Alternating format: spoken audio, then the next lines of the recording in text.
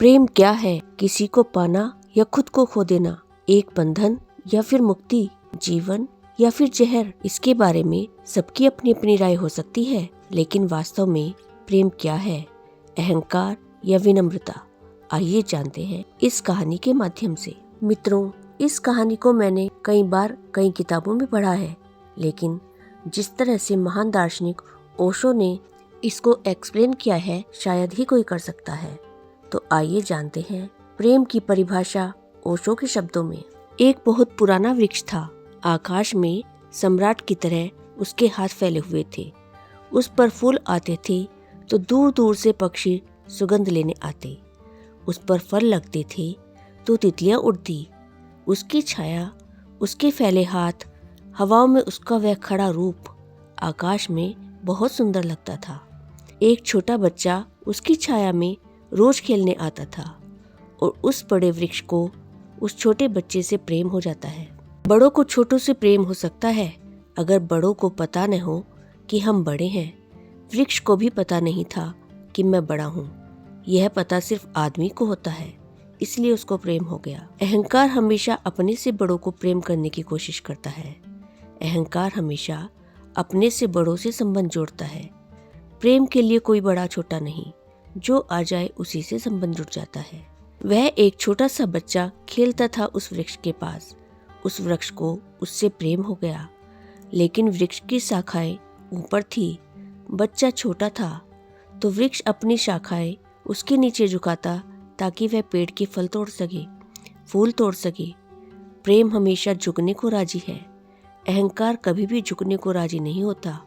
अहंकार के पास जाएंगे तो अहंकार के हाथ और ऊपर उठ जाएंगे ताकि आप उन्हें छू न सकें, क्योंकि जिसे छू लिया वह तो छोटा आदमी है।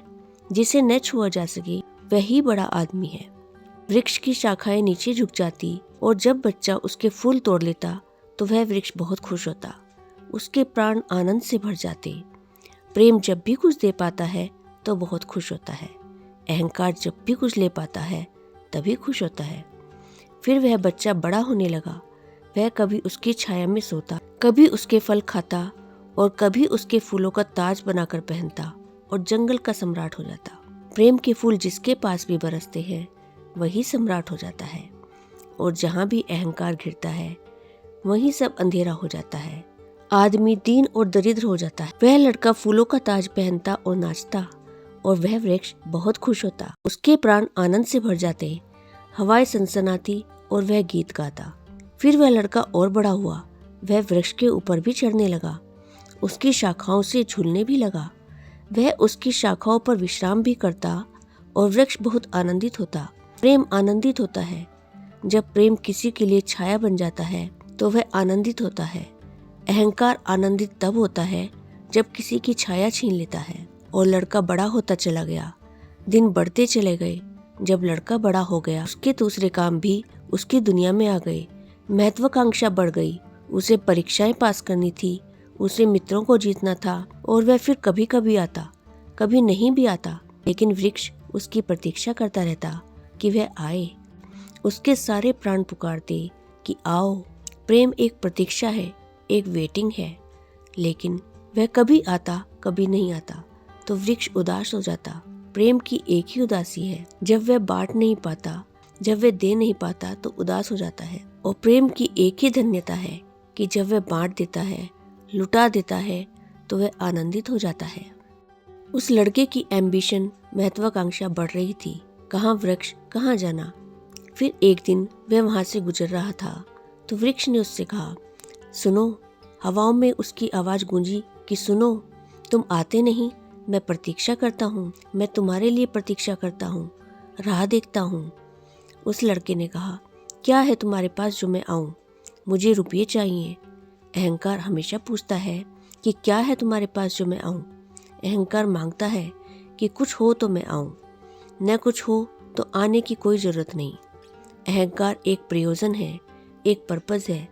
प्रयोजन पूरा होता हो तो मैं आऊँ। अगर कोई प्रयोजन न हो तो आने की जरूरत ही क्या है। और प्रेम निष्प्रयोजन है। प्रेम का कोई प्रयोजन नहीं है। प्रेम अपने में ही अपना प्रयोजन है। वह बिल्कुल पर्पसलेस है। वृक्ष तो चौंक गया। उसने कहा, कि तुम तभी आओगे जब मैं तुम्हें कुछ दे सकूं। मैं तुम्हें सब दे सकता हूँ, क्योंकि प्रेम कुछ भी रोकना नहीं चाहता। जो रोक ले वह प्रेम नहीं। अहंकार रोकता है, प्रेम तो बेशर्त दे देता है। लेकिन रुपये मेरे पास नहीं है। ये रुपये तो सिर्फ आदमी ने बनाए हैं, वृक्षों के पास रुपये नहीं होते। उस वृक्ष ने कहा, इसलिए तो हम इतने खुश रहते हैं, इतने फूल खिलते हैं, इतने फल लगते हैं, इतनी बड़ी छाया होती है। हम इतना नाचते हैं आकाश में, हम इतना गीत गाते हैं, पक्षी हम पर आते हैं, संगीत का कलरव करते हैं, क्योंकि हमारे पास रुपये नहीं हैं। जिस दिन हमारे पास भी रुपये हो जाएंगे, हम भी आदमी की तरह दीनहीन मंदिरों में बैठकर सुनेंगे कि शांति कैसे पाई जाए, प्रेम कैसे पाया जाए। नहीं नहीं, हमारे पास रुपये नहीं है। तो उसने कहा, फिर मैं क्यों आऊँ तुम्हारे पास? जहाँ रुपये है मुझे वहाँ जाना पड़ेगा। मुझे रुपयों की ज़रूरत है। अहंकार रुपया मांगता है, क्योंकि रुपया शक्ति है। अहंकार शक्ति मांगता है। उस वृक्ष ने बहुत सोचा, फिर उसे ख्याल आया, तो तुम एक काम करो, मेरे सारे फलों को तोड़ कर ले जाओ और बेच दो, तो शायद तुम्हें रुपये मिल जाएं। और उस लड़के को भी ख्याल आया। वह चढ़ा और उसने सारे फल तोड़ लिए। कच्चे भी गिरा डाले, शाखाएं भी तोड़ डाली, पत्ते भी तोड़ डाले, लेकिन वृक्ष बहुत खुश हुआ, बहुत आनंदित हुआ। टूटकर भी प्रेम आनंदित होता है। अहंकार पाकर भी आनंदित नहीं होता, पाकर भी दुखी रहता है। उस लड़के ने तो धन्यवाद भी नहीं दिया पीछे लौटकर, लेकिन वृक्ष को पता भी नहीं चला। उसे तो धन्यवाद मिल गया इसी में कि उसने उसके प्रेम को स्वीकार किया और उसके फलों को ले गया और बाजार में बेचा। लेकिन फिर वह बहुत दिनों तक नहीं आया। उसके पास रुपये थे और रुपयों से रुपया पैदा करने की वह कोशिश में लग गया। वह भूल गया। वर्ष बीत गए और वृक्ष उदास है और उसके प्राणों में रस बह रहा है। ऐसे उस वृक्ष के प्राण पीड़ित होने लगे कि वह आए। उसकी सारी आवाज़ यहीं गूंजने लगी कि आ जाओ। बहुत दिनों के बाद वह आया। वह लड़का तो प्रौढ़ हो गया था। वृक्ष ने उससे कहा कि आओ मेरे पास बैठ जाओ। उसने कहा, छोड़ो यह बकवास, ये बचपन की बातें हैं। अहंकार प्रेम को पागलपन समझता है, बचपन की बातें समझता है। उस वृक्ष ने कहा, आओ मेरी डालियों से झूलो, नाचो। उसने कहा, छोड़ो ये बिल्कुल फिजूल की बातें हैं। मुझे एक मकान बनाना है। मकान दे सकते हो तुम? वृक्ष ने कहा, मकान? हम तो बिना मकान के ही रहते हैं। मकान में तो सिर्फ आदमी रहता है। दुनिया में और कोई मकान में नहीं रहता, सिर्फ आदमी रहता है।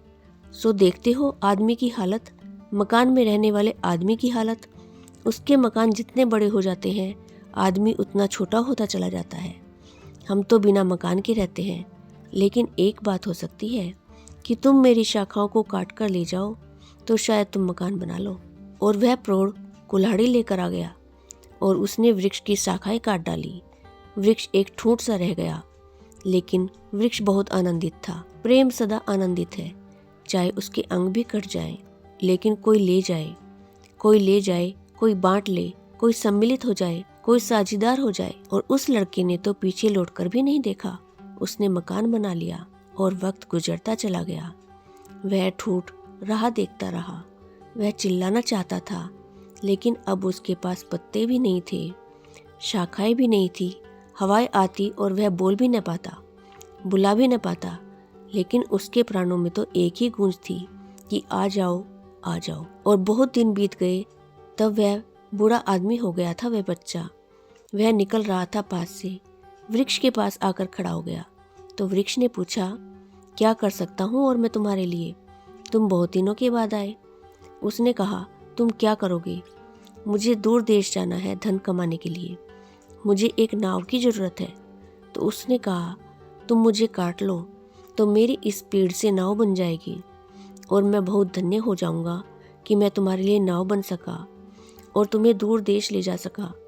लेकिन तुम जल्दी लौटाना और सकुशल लौटाना, मैं तुम्हारी प्रतीक्षा करूंगा। और उसने आरे से उस वृक्ष को काट डाला। तब वह एक छोटा सा ठूंठ रह गया और वह दूर यात्रा पर निकल गया। और वह ठूंठ भी प्रतीक्षा करता रहा कि वह आए, लेकिन अब उसके पास कुछ भी नहीं है देने को। शायद वह नहीं आएगा, क्योंकि अहंकार वहीं जाता है जहाँ कुछ पाने को है। अहंकार वहाँ नहीं जाता जहाँ कुछ पाने को नहीं है।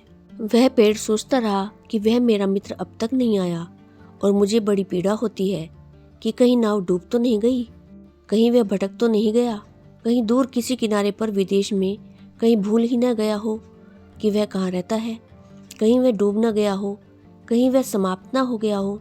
एक खबर भर कोई मुझे ला दे, अब मैं मरने के करीब हूँ। एक खबर आ जाए कि वह सकुशल है, फिर कोई बात नहीं, फिर सब ठीक है। अब तो मेरे पास देने को कुछ भी नहीं है, इसलिए बुलाऊं तो भी शायद वह नहीं आएगा, क्योंकि वह लेने की ही भाषा समझता है। अहंकार लेने की भाषा समझता है, प्रेम देने की भाषा है। ओशो कहते हैं कि इससे ज़्यादा मैं कुछ और नहीं कहूँगा। जीवन एक ऐसा वृक्ष बन जाए और उस वृक्ष की शाखाएं अनंत तक फैल जाएं, सब उसकी छाया में हो और सब तक उसकी बाहें फैल जाएं, तो पता चल सकता है कि प्रेम क्या है। मित्रों, लेकिन मैं यहाँ पर एक बात कहना चाहती हूँ कि वो वृक्ष हमारे माता पिता है। जब हम छोटे थे उनके साथ खेलना अच्छा लगता था। जैसे जैसे बड़े होते चले गए उनसे दूर होते गए। पास भी तब आए जब कोई ज़रूरत पड़ी। आज कई माँ बाप उस वृक्ष की तरह अपने बच्चों की राह देख रहे हैं, जाकर उनसे लिपटें, उनके गले लग जाएं, फिर देखना वृद्धावस्था में भी उनका जीवन फिर से अंकुरित हो उठेगा। तो मित्रों, आशा करती हूँ कि इस कहानी के माध्यम से आप निस्वार्थ प्रेम को समझ गए होंगे। यदि आपको यह कहानी अच्छी लगी है तो इसे लाइक शेयर अवश्य कीजिएगा और आपके अपने चैनल वर्ड्स ट्रेजर को सब्सक्राइब कर लीजिएगा। Thank you.